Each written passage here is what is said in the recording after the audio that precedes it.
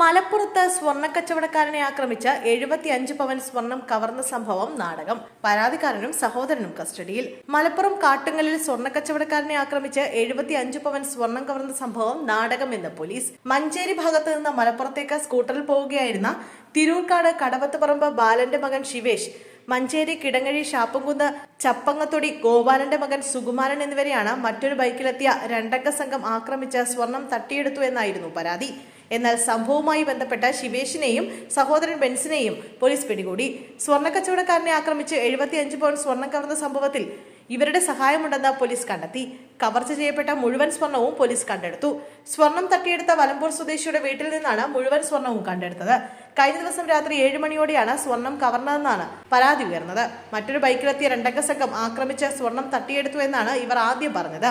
കാട്ടുങ്ങലിൽ bike നിർത്തി ഒരാൾ കടയിൽ സാധനം വാങ്ങാൻ കയറിയപ്പോൾ സ്കൂട്ടർ ചവിട്ടി വീഴ്ത്തി സ്കൂട്ടറിന്റെ കൊളുത്തിൽ ബാഗിൽ തൂക്കിയിട്ടിരുന്ന സ്വർണവുമായി കടന്നു കളഞ്ഞു എന്നാണ് ഇവർ നേരത്തെ പോലീസിനോട് പറഞ്ഞിരുന്നത്. മലപ്പുറം ഭാഗത്തേക്കാണ് ബൈക്ക് ഓടിച്ചു പോയത്.